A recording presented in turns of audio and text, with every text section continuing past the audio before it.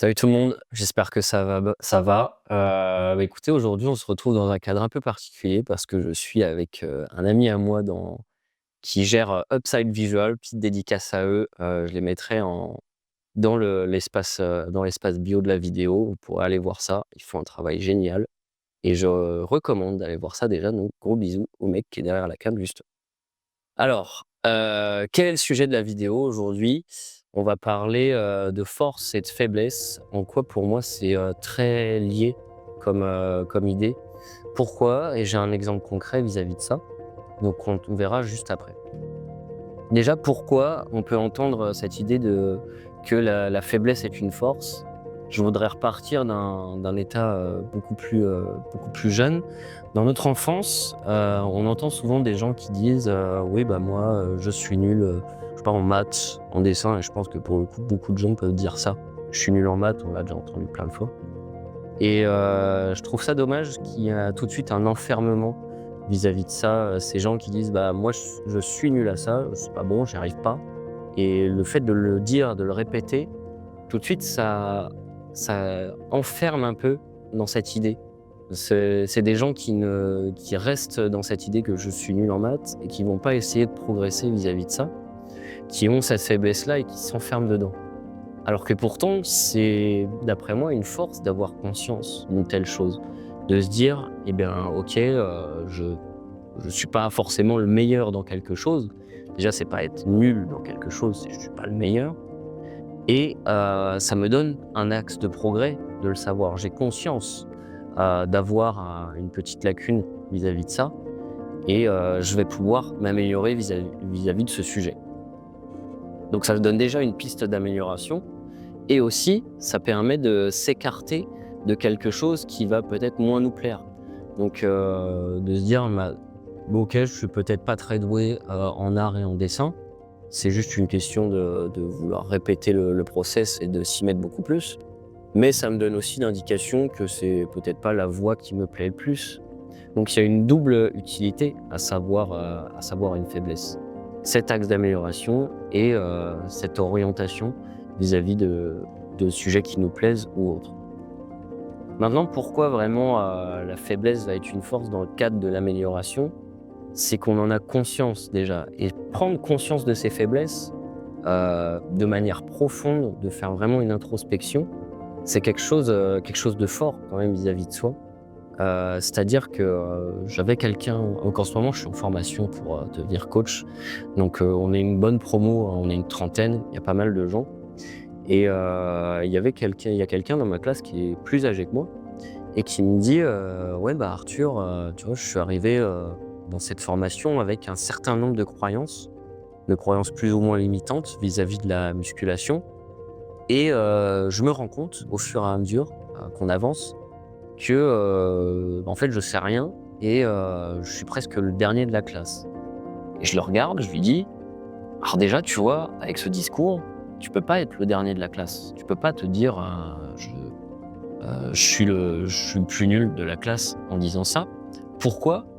Parce qu'en avoir conscience, ça réfute déjà l'idée d'être dernier. Il y a que le fou qui ne sait pas qu'il est fou. Donc si on en a conscience déjà, ça permet de se dire: «OK, je peux me remettre en question et rester ouvert à une certaine amélioration». Avoir cette faiblesse dans son esprit, ça permet une ouverture vis-à-vis de certaines choses, et surtout se dire: «OK, j'ai un certain nombre de lacunes, vis-à-vis d'un sujet, mais je vais l'améliorer et surtout je peux l'améliorer». C'est pour moi celui qui a vraiment la plus grande, des faiblesses, et qui n'en est pas une finalement, mais qui est plus une fermeture de son esprit, c'est celui qui pense savoir tout, qui ne va jamais se remettre en question derrière. Il va se dire: «Bah, OK, moi c'est bon, j'ai acquis, une connaissance de A à B, ça me suffit, j'irai pas plus loin, et je vais en rester là et je ferai ma vie avec».